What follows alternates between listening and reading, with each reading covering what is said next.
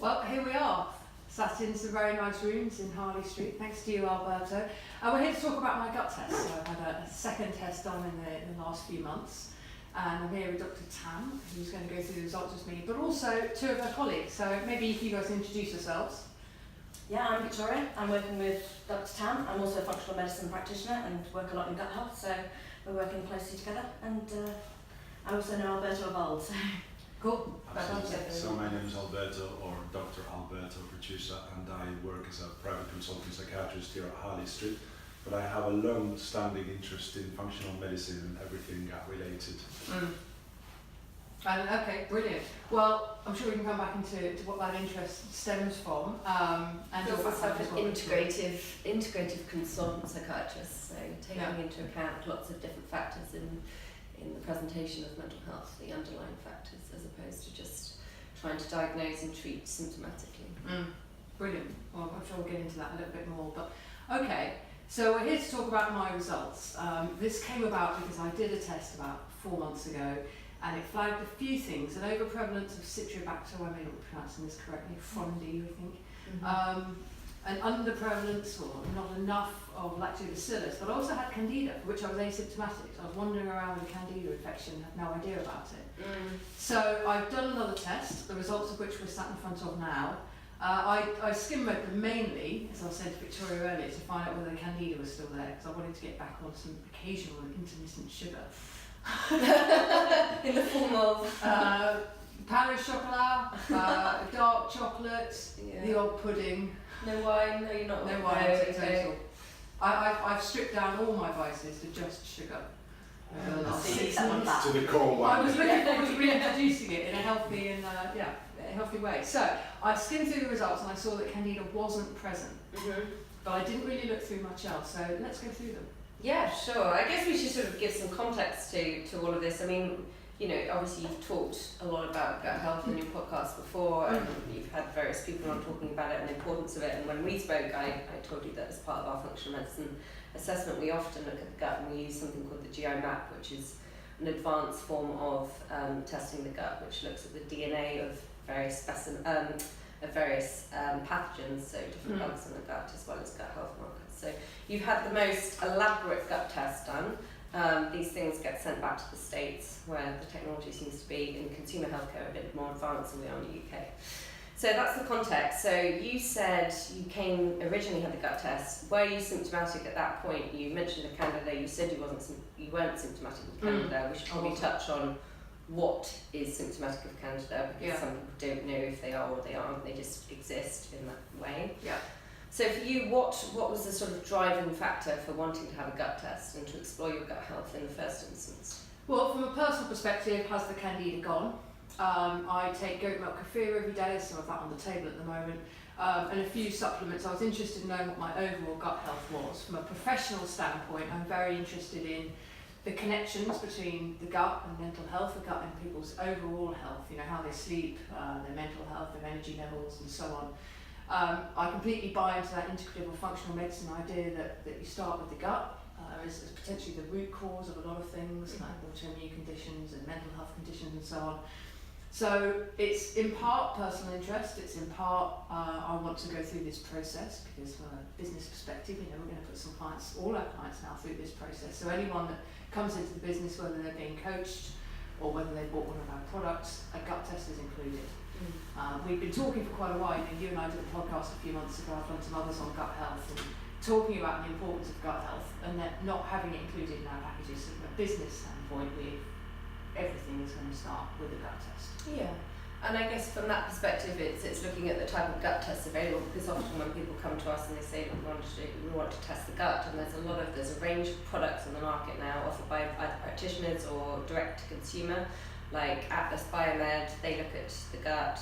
So I think there's a sort of, you know, there's a lot of information out there and people don't really know what to choose. And some practitioners use a culture-based test, like Doctor's Data or Genova, which we call comprehensive digestive stool analysis, or some people use the GI map, which is looking, again, I mean, do you want to say a quick word about the GI map? Yeah, I mean, it's looking at the DNA rather than culturing. So when you culture a stool test, you're trying to grow what bacteria you can, and it can leave flaws in the data that you arrive at, really, because you can only grow things that you can grow in a lab setting, whereas when you're assessing the DNA of what's in your stool, you get a lot more of a picture, but you also get a quantitative analysis, which is much more dependable.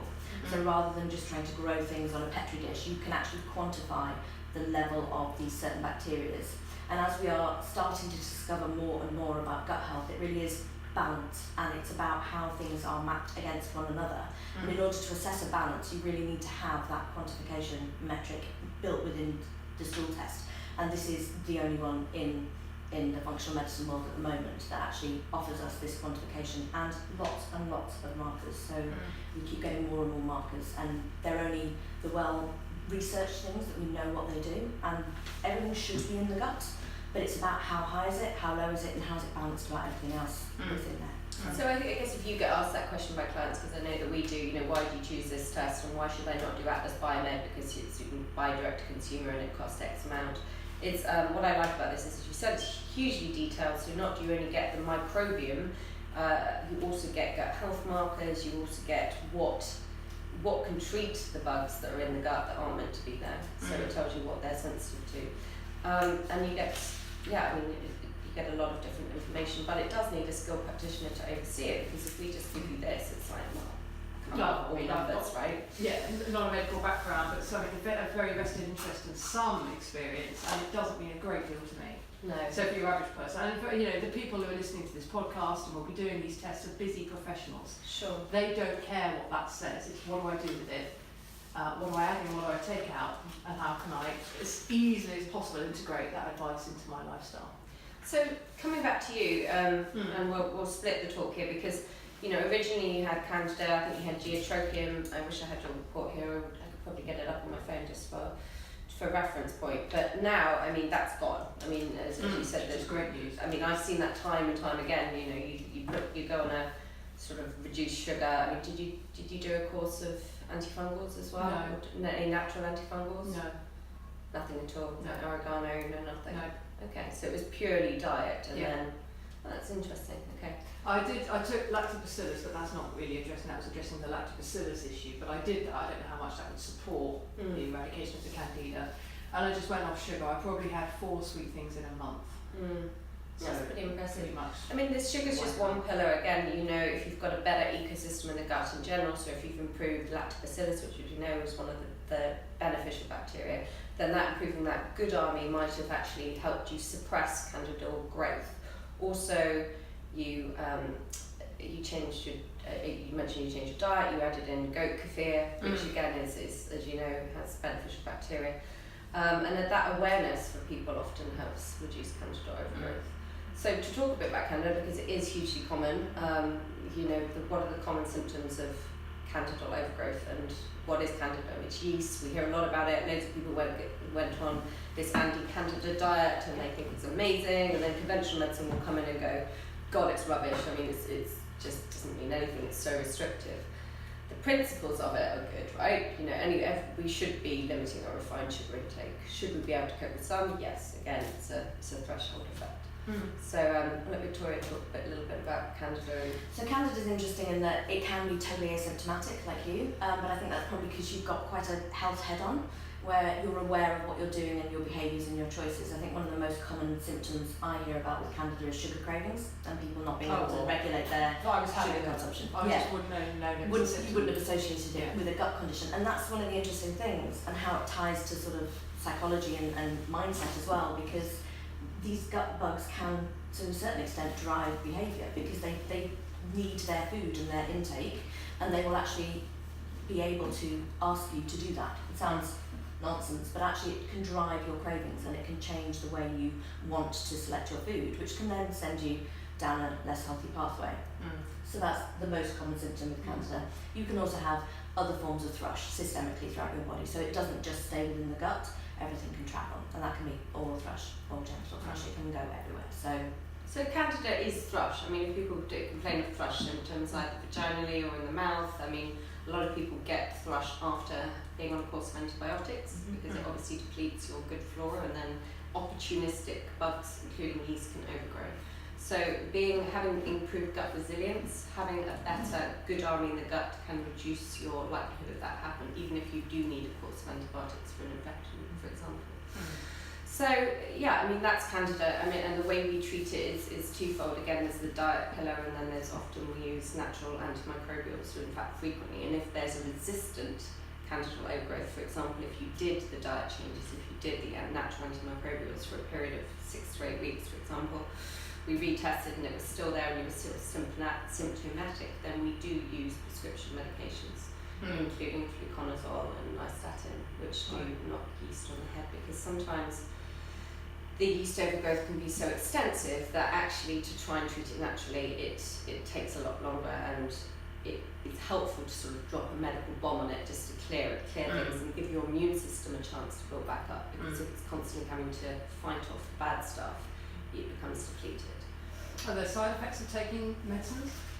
I actually feel that the antifungals are tolerated very well. Very few side effects to that. Unlike an antibiotic, an antifungal is, as it says, it's designed to specifically treat fungus.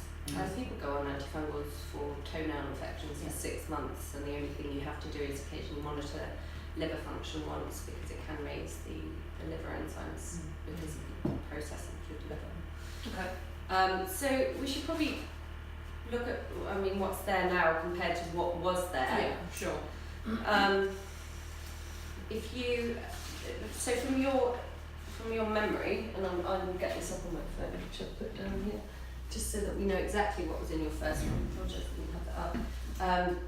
If we see what's there now, you know, we sort of start at the start, and with the GeoMap, and you look at the bacterial pathogens. So pathogens are disease-causing organisms, and the GeoMap splits into bacteria, parasites, viruses, and then further down into the subtypes of H. pylori, a bacteria that's renowned for its propensity to cause stomach ulcers. So for you, I guess the front page is the kind of really nasty stuff. This is if you're very symptomatic in your gut. You know, this is the kind of thing you'd go to your doctor, and perhaps you've had food poisoning, perhaps you've got diarrhea, perhaps vomiting, and these would come up red if that was the case. Which they haven't in my... No, so things like norovirus, for example, is well known as gastric flu, C. diff, Campylobacter, E. coli, salmonella, all types of food poisoning. But we still see those positives in people that aren't hugely symptomatic, and they've just been, you know, grumbling away in the gut for a long time. So all of that is negative on you, including the H. pylori, which, as I said, is very commonly raised in people. And as I said, it can be a cause of digestive discomfort, reflux, esophageal ulceration. And a lot of people don't know about it until they have, you know, prolonged indigestion, which might have been treated at the doctor's with an antacid for a long time. And actually, unless you kill the bug, then you're not treating the root. But this is well known in conventional medicine for causing ulcers, and you use something called triple therapy to kill it off, which is 2 antibiotics and an acid inhibitor, ironically, because having this over time, the acid environment means the bug can grow more, so you temporarily block it off for 10 days with 2 antibiotics and get rid of it. And people then improve, and then their reliance on medications long term goes down to reduce acidity, for example. Yeah. Commonly for people with reflux and indigestion.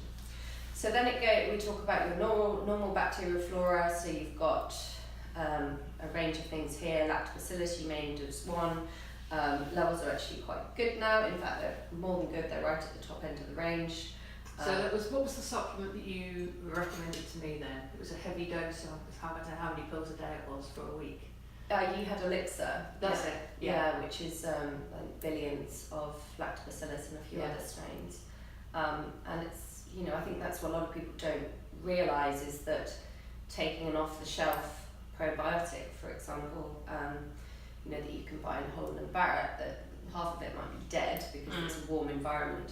Two, you know, they're often in millions, these strains, and what we know is that you need to have a high quality one, it needs to be stable, and it needs to be in the billions in order to get into the gut and stick. So you might have seen in the press, for example, that a lot of people saying, oh, probiotics is just rubbish, or they make things worse. But actually, you know, if you're just taking a cheap one, or you're relying on, you know, Actimel or other or Yakult that people often talk about, they help a little bit, but they really don't address imbalance in the gut very well. So taking a high dose strain and hitting it for a period of time, whilst working on your gut health generally, meaning that what you're taking actually goes in and sticks. Yeah. That's what I want people to sort of think about. You can't just pop a pill and expect it to do what it says, because sometimes they don't. And then a lot of people, they can take stuff and it doesn't show up, and so the body hasn't retained it. So Okay. this was one pillar. Right. Yeah. I'll let you talk a little bit about this relationship with. So what we see on a GI map test is not only do we look at the normal bacteria in terms of a few strains of them, it's not all of them obviously, but then we also have something called phyla, which is sets of bacteria. It's more a species rather than just one bacteria. These are being studied now in terms of if you have a certain amount of, and these are words that people may have heard of, so Bacteroidetes and Firmicutes are specific types of bacteria. They're being studied in terms of the way they absorb calories from food and the way you can liberate that nutrition and absorb it. Firmicutes are thought to do that more. So there's a lot in terms of body weight and composition and how your gut bacteria influence that. So what this test has done is given you a guide as to what your ratios are. Actually, within yours, we are seeing that everything's a little bit on the low side here. You've even got one of your normal healthy bacteria that is quite low.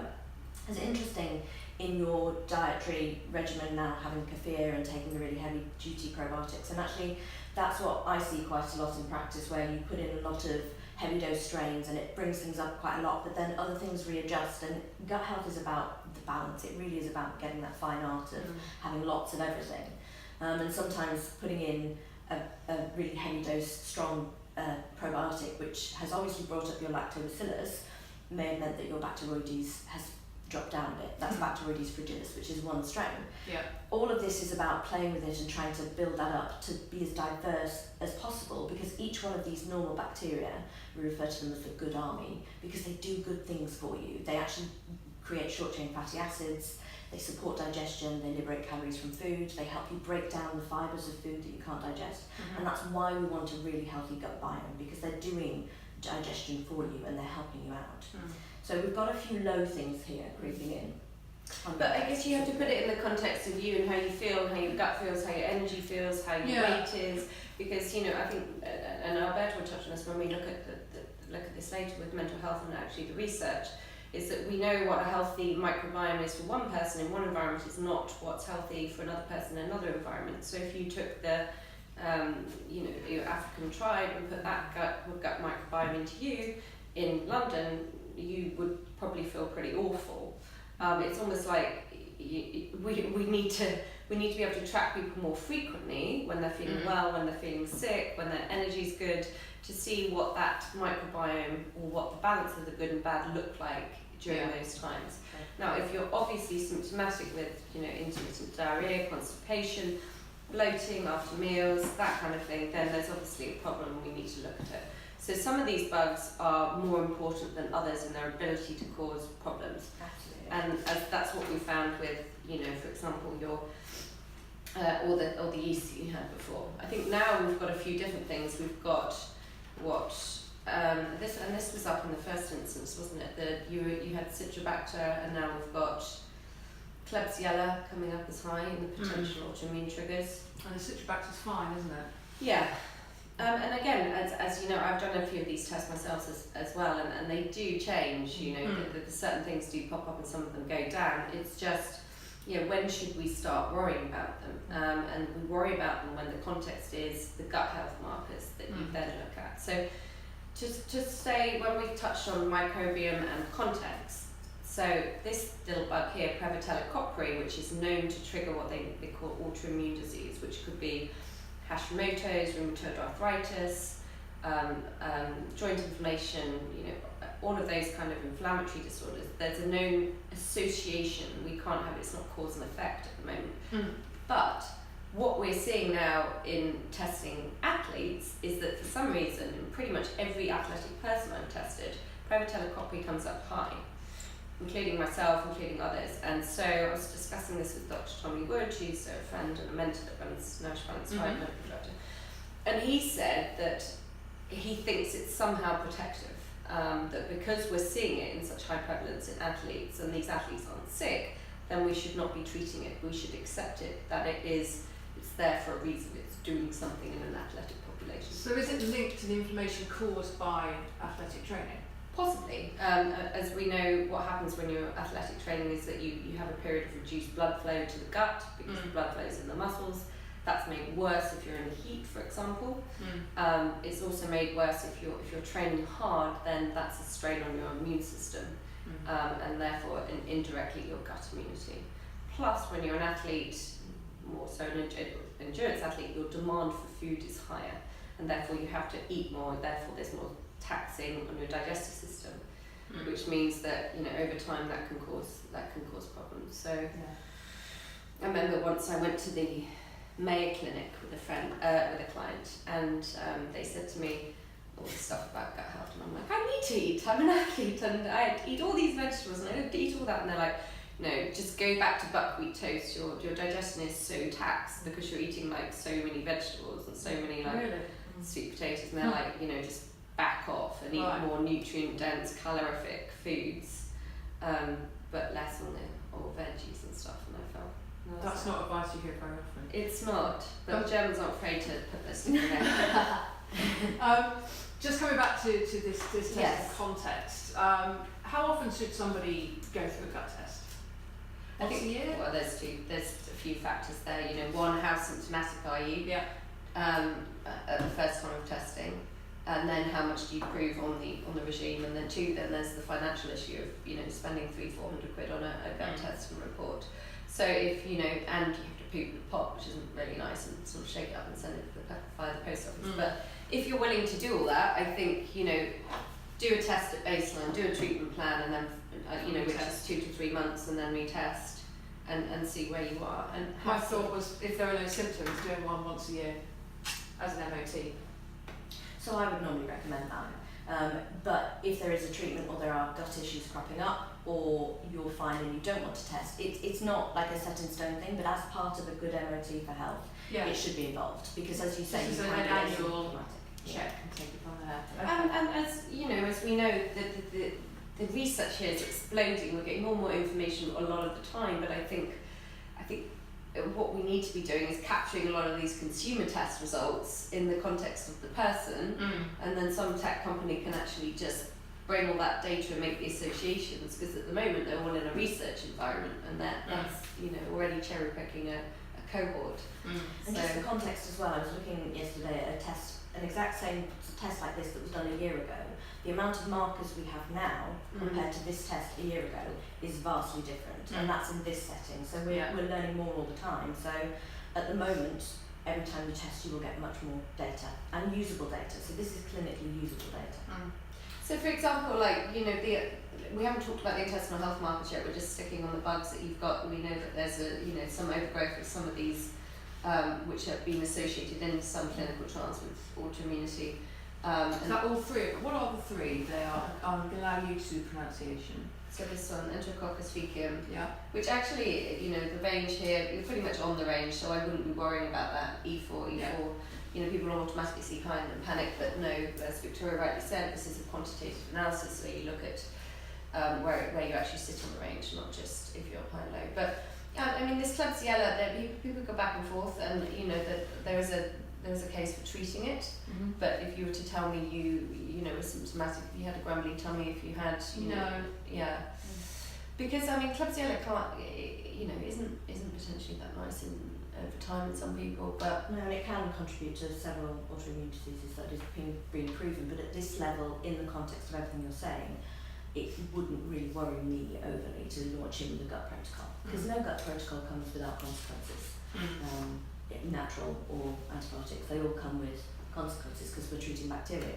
So you have to do these things under advisement, and the levels have to be higher and more alarming than this.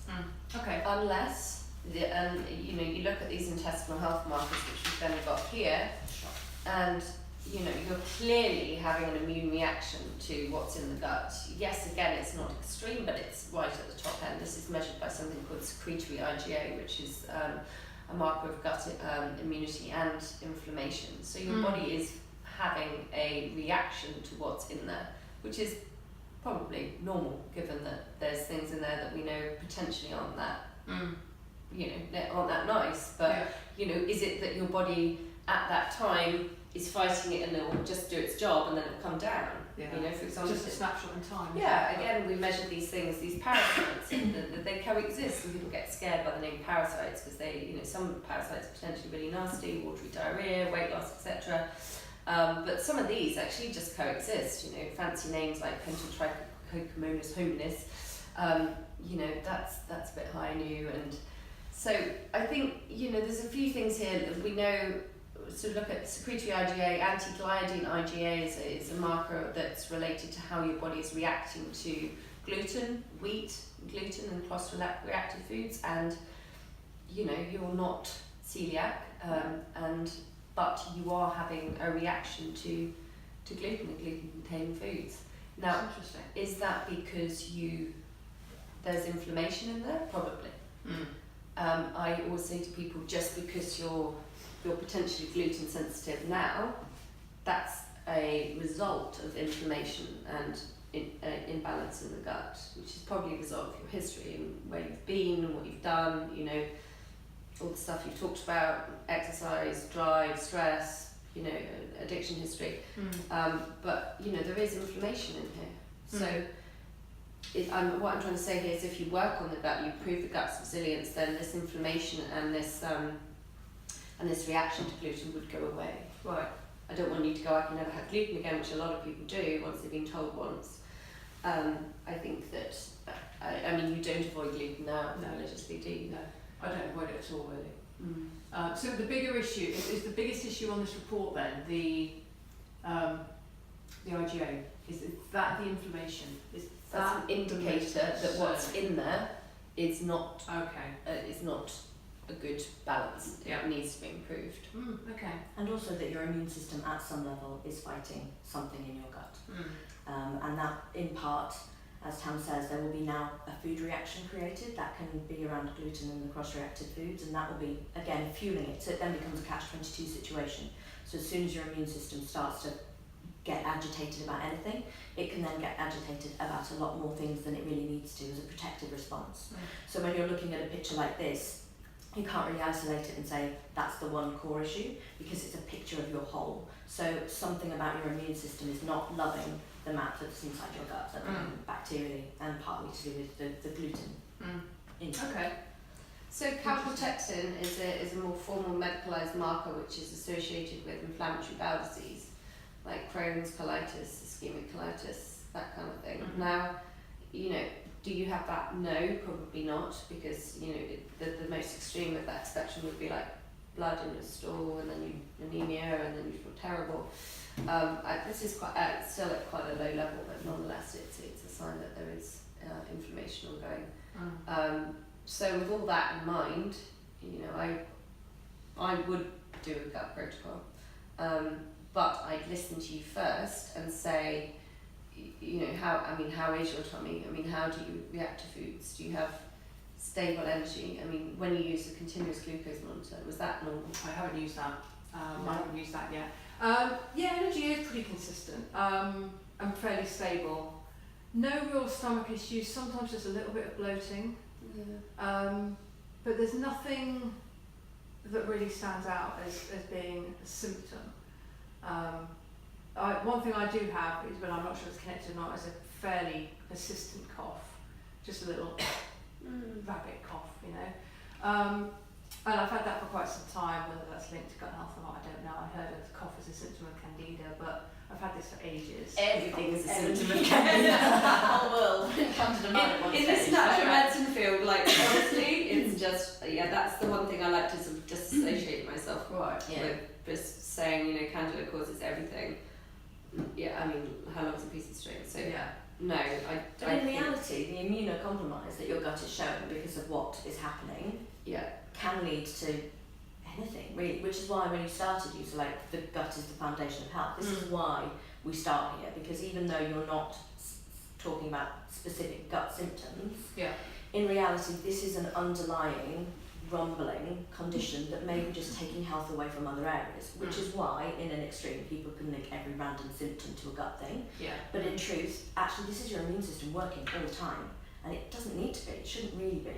So if we remove this piece as an underlying stressor piece, then maybe your health in other areas might improve. Yeah. And that's the way we look at it. Yeah, I mean it's tricky as well when it's not one obvious symptom, because you get used to how you feel and the amount of energy you have, and it becomes your normal. It's quite difficult to isolate exactly how you're feeling, how much that's changed. That is the hardest thing. I'm Yeah. just getting your other report up just because I wanted to see those.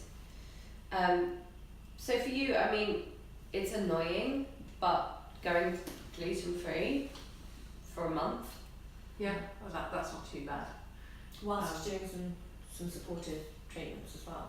Yeah. So supportive. So like where you slip that in. Yeah, well, people Depends how much you want to do. I mean, I used to be totally sceptical about this stuff, but you know, I had stuff, and including Giardia, which you know I might have had for years, which is a bit more pathogenic than what's here. And you know, I did do it for. These are two of my favourites that I've put Alberto on for various reasons. But, this is gastromend, so it helps with the gut lining. Yep. So this is we can link to this stuff. I'll take pictures of it. I mean, we personalise all our protocols. You wouldn't suggest someone just rushes out and buys that, would you? So these are all medical grade supplements, so they're practitioner only. So I mean, I'm sure you can so buy we can it link for to them, but this biocidal news. But I think you have to be careful with this stuff because they do generally have effects. I mean, if you take 5 drops of this, for some people you're on the loo all day, you'll have a detox reaction, your skin will blow up. So you have to start slowly. I mean, these things really do have an effect. Plus there's licorice in that, which helps the gut lining, and that can overstimulate some people. So, you know, just getting sort of baseline on people. And again, you need to know what you're treating. I mean, what are you treating? Are you treating, I mean, this can treat what they call dysbiosis, so an imbalance of the good and bad in the gut, but it generally kills off, you know, some of the good as well. So you need to use it alongside a probiotic and sort of space the taking of it. So I think at this point in time we are at the stage where unfortunately you do have to work with someone, and they, you know, you don't have to come to me, you know, and the sort of expense here, but you do have to get someone that knows what they're doing, and we can do, you know, obviously we can publish your report if you want. We've got a full gut testing report here, which you're welcome to link to, and people can understand, you know, not just the numbers, but they can understand the context and how, you know, how this makes you feel. so if someone does the gut test through you, they would get that. So what is it? A 10-page report afterwards explaining the results. Pretty much with a supplement plan or a supplement schedule that's a treatment protocol, and you know, sometimes we do need to add in prescription medications, as I said, which does require a doctor oversight. But Victoria is, you know, a gut health expert and has worked a lot on this, and so you don't need to, you know, see me and pay the consult fee for a lot of this. It's like test, plan, you know, and there's a lot of explanation. Some of it's templated, some of it's not, you know, there's your personal information in there. But generally makes a difference to how you feel and function. Okay, cool. So what are the recommendations for me then, if I was going to embrace the whole thing and go gluten-free and then the... So when we talk about gut supplements, you're talking in 2 camps. You're talking supportive and you're talking treatments. And sometimes they cross over, like one of those supplements there does a bit of both. Bit of treatment, bit of support, but you have to actually make sure you're supporting the gut lining and the gut health environment, and also treat at the same time. Right. So I think we all, I think Tam and I both prefer gentle treatments when we're dealing with not this pathogenic stuff, but in order to support the gut lining, we use very natural supplements actually. And one of them, you were talking before about putting lots of lactobacillus into your gut and things like that, and that seems to have brought the candida down. Well, what we're learning more and more about probiotic supplementation is that it's not only to seed the gut, but it can shift the microbial balance. And we see that actually with using something called Saccharomyces boulardii. It's a yeast actually, but what it can do is really support the gastrointestinal lining and the reshaping of the gut microbiome. So I tend to put that in many protocols, but particularly for somebody like you with a raised secretory IgA level, it really has a nice interaction to try and calm this immune reactivity down simultaneously to treatment. And part of the treatment is removing some of the inflammatory things like gluten. That's treatment as well. That's actually a treatment, part of the treatment protocol. But then we add in other supportive supplements that are known to assist with gut lining. So that can be fat-soluble vitamins, vitamin D, vitamin A is also very good for gut lining. But again, under advisement, because vitamin A has other consequences. So this is where you really need a practitioner to know your case history and to know where you're at to recommend these specific things. And then it's about using the herbal complexes that actually get on top of the bacteria that have overgrown. As Tam said, these aren't specific, these are herbal complexes which will kill a lot of bugs, but the idea is they take down the nasty ones that are overgrowing more. So we use something called biocidin liquid, which I'm sure we'll link to, along with, particularly because you have this Pentatrichomonas hominis, which is one of the protozoa, also known as a parasite, but I've seen this more in its role in biofilm creation. And biofilms are really interesting because this is why gut issues remain. They stay around because biofilms can cover over the bacteria and basically protect them from your own immune system or from other bacterial shifting. So that's what keeps things under wraps. So what we use is things called biofilm disruptors. There's various out there on the market, and they actually help to dissolve the biofilm on top of the bacteria so that the herbal agents can get in underneath. And I like the way that Botanicals Research Company have formulated their biocidin because they've done a lot of testing on what these bacteria are vulnerable to. They're all herbal and they're natural, and it can go on top of this sort of condition very easily. I don't have a copy of your other GeoMap because I don't know if you did it with us or. No, it was done with another. Yeah. Yeah, it was done a while ago. I was just looking for it there. Yeah, we're not to worry about that. Okay. So the recommendations. So the recommendations to you, as you're saying, there's a treatment phase and then there's a maintenance phase. So a 4 to 6 week support protocol with a specific vitamin D complex. We use a balance with K because it keeps calcium metabolism in check, and it also improves your immunity. Despite you probably having good vitamin D levels, given that you come back. Actually, they're low. The last test I had was about 6 weeks ago, and they were right at the bottom end of normal. Wow. I know. I was really surprised. You maybe have quite a lot. Maybe you have the video out testing. You had your genetics tested for whether you. Yes, raised requirement for D. Yeah. And if you live here, even the summer we've had, all of my clients need D. It's really quite extraordinary. I mean, if I'm low end of normal, what is your average canary wolf office for? Particularly with gut stuff as well. So vitamins get used up, and I think we forget this as we use up our vitamins because that's what they're there for, to do biochemical reactions, to make neurotransmitters, to protect our guts, to live. So if you have a higher than average need and you've got an underlying health situation happening, that need keeps going up all the time, which is why supplements, clues in the name, they supplement to support your general health. What supplement do you recommend for vitamin D? So as Tom was saying, D complex, because the thing with fat-soluble vitamins is they need to be in balance. So vitamin D has to be balanced with vitamin K because of the way the body metabolizes both of them. So we tend to use a. Listen, we use a range of supplements. Like part of what we do, Fibre, we look at all the supplements that are available and then curate the best. But these are practitioner-only supplements. And I used to look at them and go, oh my god, they're so expensive. I'm not paying that. I'm just going to use Holland About or Amazon version, and they just don't do the same. Yeah, it's false economy, isn't it? It is false economy, and I went through it and I looked and I read the research and I looked at the ingredients and I'm like, whoa, there's some proper doses of stuff in here compared to like what you normally get on the high street. It's like, oh, but it's got every vitamin under the sun, but the dose is completely irrelevant. It's not. Then you see the clinical trials and it's like, right, they're using 10,000 units of vitamin D, and your vitamin D from Holland About is like 400. And the other thing you have to be careful about with non-practitioner grade supplements is the other stuff that creeps in there, called excipients, but stuff that they bind and fill with, they bulk stuff out. So you might have a little bit of the product, but what else are you getting? And if you're dealing with anybody with any underlying immune issue or reactivity or gut stuff, you don't need to be shoving a load of caking agents and fillers and bulkers into your body. It's not necessary. Do you make recommendations on your website?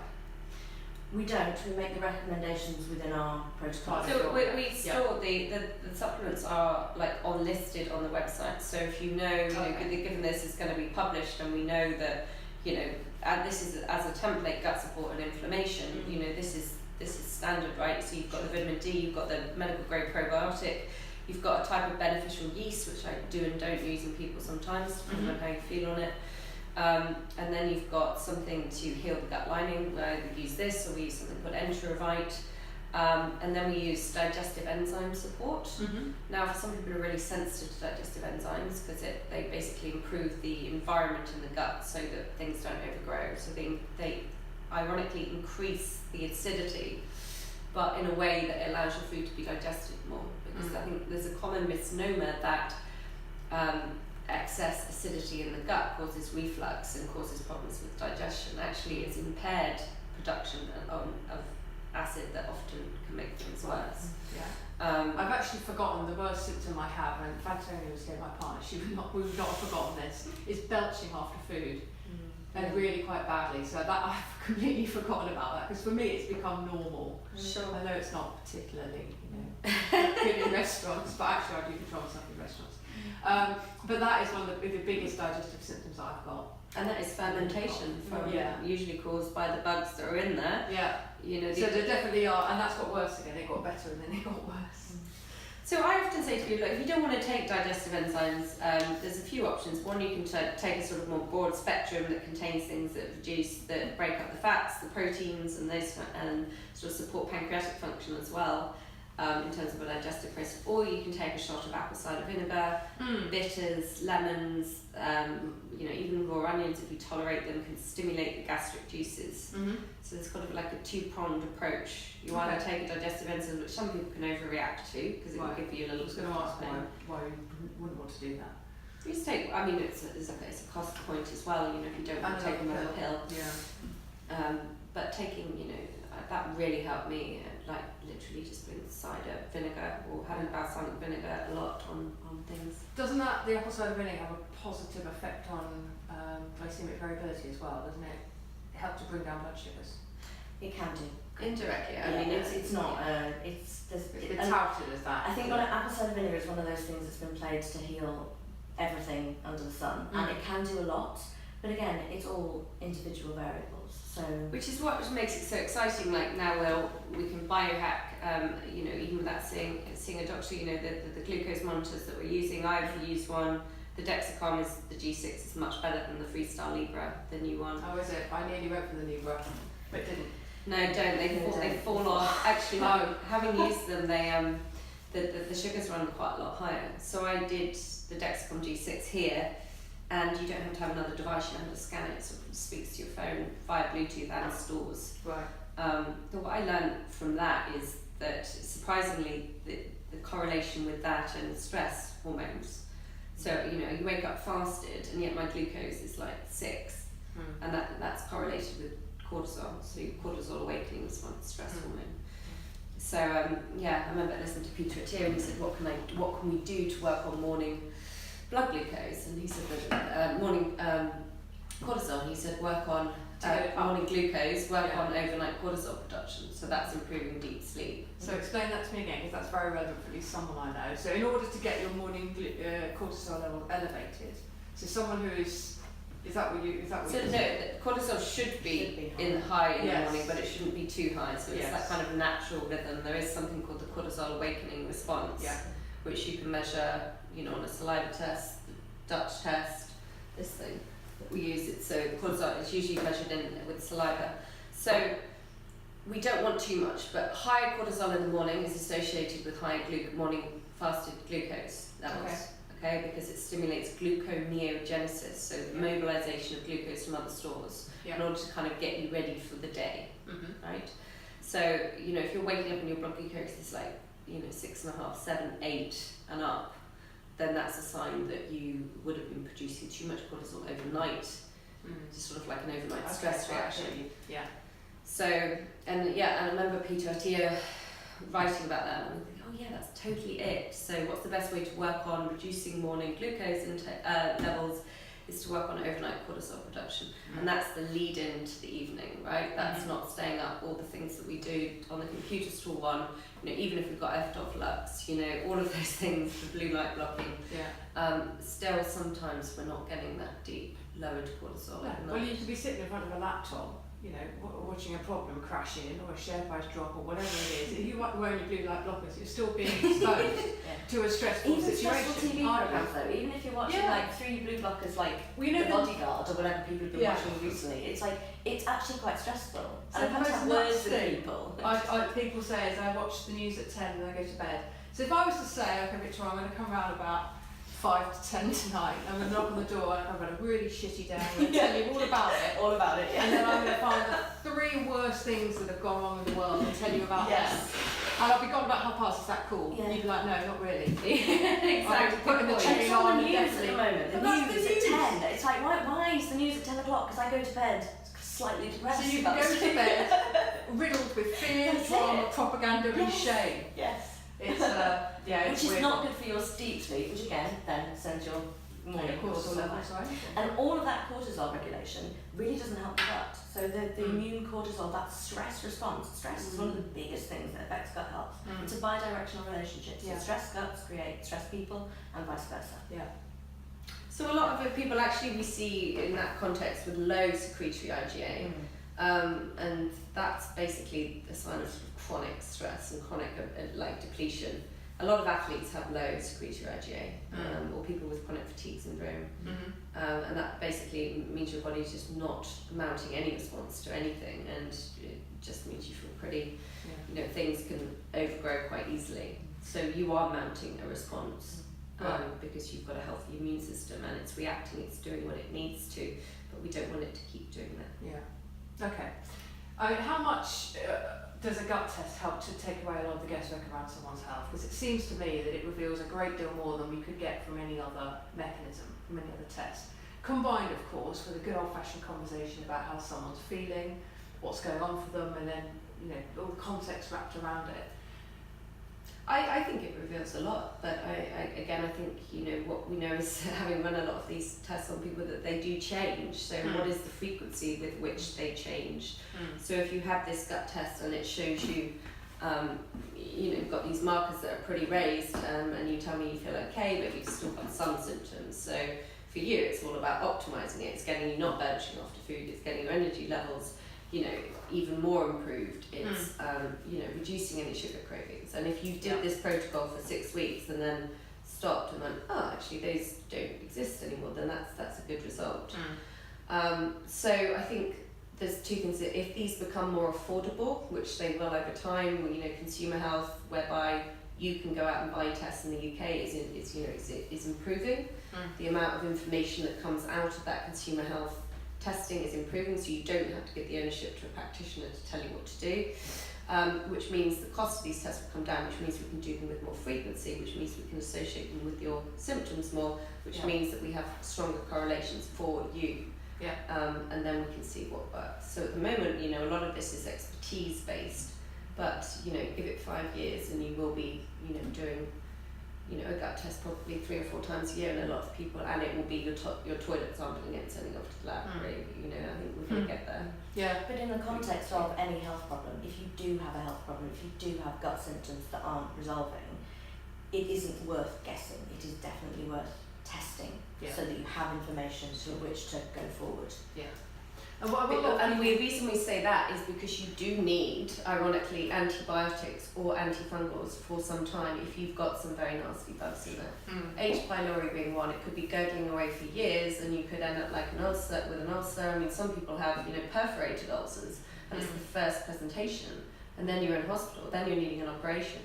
So, you know, this is all the whole preventative medicine model is like, you know, look at things, look how you feel alongside the test, and then do not get sick. I mean, none of us want to go into hospital because you end up feeling worse.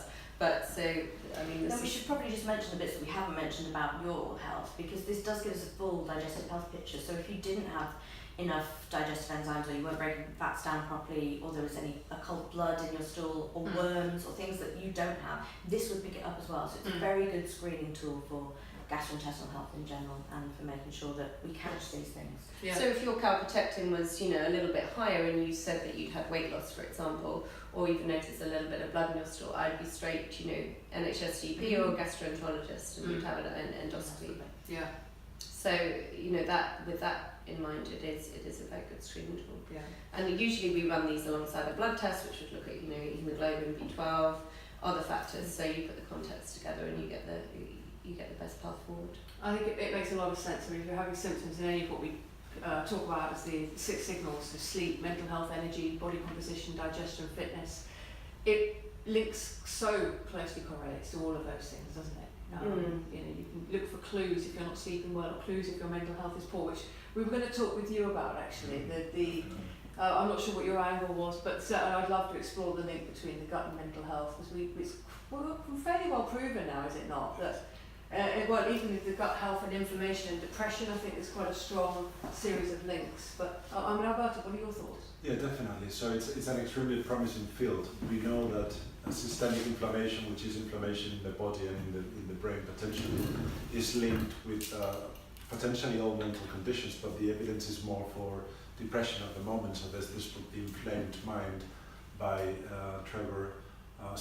Edward Bulmore. So essentially, what we know is that there's a massive link, but we don't know yet how to treat it. So any protocol that improves potentially good health, directly or indirectly, could improve mental health. We don't know yet how to do it in a bespoke fashion, but I hope in the future we will. But conceivably, anything that improves gut health could improve mental health. Now, there's the so-called gut-brain axis, which now people term as gut microbiota brain axis, in that the microbiome or the microbiota play a significant role in how gut health actually influences mental health. Again, we don't know why, for example, there's studies of people with OCD, and we know that they have a different bacterial population as compared to people without OCD. And there's studies in almost, quite a few mental conditions. Cause, consequence, how to treat them. There's still a lot of research to do out there, but anything that potentially could address dysbiosis, gut lining, reduce inflammation, systemic, improve digestion, could conceivably have a positive effect on mental health. So by all means, the recommendation is look at your gut health, look at your microbiome. The more you can do to eat healthily, you're probably investing in good mental health. And if you have any mental health problems, chances are it could potentially help. Be linked to the gut. And I think what we know even from mouse studies, and people say, they're not relevant to us, but they've done what they call fecal microbial transplants in mice and put in a different type of bacteria, good healthy bacteria, and so they've made anxious rats into happy rats just by changing what's in their gut. So mice, rats, sorry, I shouldn't use them interchangeably, mice. So we do know that it definitely has an impact, and I've experienced this time and time again with people, that if you improve their, what their gut tests look like, they do it predominantly depression and anxiety, yes, and OCD as well. But I think it's a very evolving science. There's not many people doing that. There's clinics popping up. There's one near here in Harley Street, the Dove Clinic, which does fecal microbial transplant. There's the Taymount Centre in Surrey, which is people coming from all over the world to try and manipulate their microbiome in a very strong manner. Essentially they're clearing you out. They do a series of colonics, and then they do like a turkey basting of a very healthy amount of poop, and then they give you things to help it stick around. Now, and at-home treatments after that, they continue, so, and it seems to have positive effects. So you should probably link. There's a girl called Leslie Patterson, who's a famous Scottish triathlete, who has had a series of FMT, and she had Lyme, she had chronic fatigue, she had all sorts of things. Yeah. And she, took her away from being a pro triathlete for a while, and then this basically really revolutionised her life. But so I think the takeaway for that is, I wish that more mainstream mental health was looking at gut health and mental health, but they're not. And I think the problem with that is because the research is quite bitty at the moment. And as Alberto say, if you have symptoms of obsessive compulsive disorder, you might not even have a diagnosis, but you might be that kind of person that has to be rigid and has intrusive thoughts, has to check things constantly. So I think improving your gut health, and what does that look like? It means taking out inflammatory foods, different types of gluten, for example. It means adding in a range of products that are healthy to the gut. Curcumin, turmeric, some fermented foods people can tolerate, taking out refined sugars, taking out artificial sweeteners. I mean, when I used to work in the Maudsley OCD Centre, I mean, the kids, the things that they eat, it's impossible. It's awful. And you don't know how anybody can be mentally healthy when you see what the diet they're being asked to be vibrant and functioning on. Yeah, and I think one key point from what Alberto says is that we know that the bugs in the gut actually speak via the gut-brain axis. They actually speak to the brain. And the vagus nerve as well. Yeah, via the nerves. So that what's in there, as you were saying about the candida, making you crave things. I mean, it literally there's sort of a signalling process going on where these little things in the gut are waving via various neural mechanisms and then changing out how you feel and function. Production of neurotransmitters as well. Exactly. Like they manufacture massive amounts of serotonin, more than the brain. So we still don't know how that plays out, but the potential is that actually what happens in the gut may actually be playing a significant role of what happens in the brain. I don't claim that this is the case for everyone, but it could be so for a significant proportion of people. And just looking at it rationally, if your gut is overactive and there's fermentation, there's stuff going on down there and it's sending up basically panic signals through the nerve system all the time to the brain, your brain doesn't know that you're not under threat from the outside. It doesn't really know that it's an internal thing, and it can fuel anxiety, just this overwhelming panic and OCD type situation. Yeah, it's really fascinating. So, Alberto, do you do a gut test with all of your patients or clients, whether you tell them? I don't personally do the gut test myself, so if they have any digestive symptoms or if they're interested in going deeper into the lifestyle medicine, which I tend to recommend that they do, then I will refer them to some professionals, because ideally I think everyone should do whatever they're most qualified to do. If I started getting into gut health, I don't think I'd have the capacity to be a good psychiatrist and be up to date. No, I meant more partners with all the science in gut health. We work very closely together, which is nice, and I'm starting to work here at 55 Harley Street so that we can share information, because I think teamwork is so important, and I think if you need to bounce ideas, especially in an evolving science. But I don't think you can manage all of it, which is because it's difficult. Yeah. Especially with people with strong mental health problems. I came at this originally from looking at the work of Kelly Brogan. I don't know if you've come across her. She's gone completely. I don't really know about the right word, but very hippy dippy spiritual, and it's kind of pushed a lot of people off. And some of her earlier principles were good, but I think she's a bit out of touch with how we are in the psychiatric system here. She came to speak in London and was like, yes, I don't do any medications with my patients, and I put them all on gluten-free, dairy-free, fat-free, heavy fat, everything free but fat. And really getting people to do that is very difficult, especially when they're mentally unwell. So it almost like, you have an inpatient environment, if you really want to get someone better, is that intensivist approach is really necessary. And because it's really hard as a practitioner when you have someone that's clearly got a ton of lifestyle stuff, and they've got psychiatric condition, or that could be depression, anxiety, addiction, and you're trying to treat all that with some medication to get them better, but they're still going into that lifestyle and still having to have the triggers on a day-to-day basis. Family, environment, food, all of it. And sometimes we have to say, a retreat, intensive environment, clinic is what you need at the moment, unfortunately. It's hugely expensive. We're talking about this all the time of trying to figure out what the best way is for people, but this intensive approach is the way forward for people. Well, I think for the average person listening, the personalised approach is something I've definitely, and probably they're already semi-bought into that listening to my podcast. But and the gut testing I think is fascinating. These results are really interesting. I want to thank you all for your time that you spent going through and preparing and doing this podcast. Let's just quickly go around. If anyone's interested in finding out more about the work you do, how can they best get hold of you all? So I work with Tam, and we're now working very closely together. So we're at the moment at Fibre Health, and the best place is to go to Fibre Health, and we're both available through there. Yeah, so the Fibre's changing up. It may even change its name, but we're sticking with that for now. So Victoria's operationalising our COO and also working in gut health. And we work in the functional model, so the testing and then the planning and the support, which is health coaching and nutrition. And then So Fab Health, and I'm at Sporty Doc, which also is changing this year. Sporty IE. Sporty IE Doc. On Twitter, I post lots of interesting content, or The old cheeky podium finish on Absolutely. around this bed between yeah, so that's my cross addiction, which is not doing my gut health any good, especially in the heat. That's a subject of a whole other It podcast. is. And Alberto is My website Yeah. is psychiatristlondon.co.uk.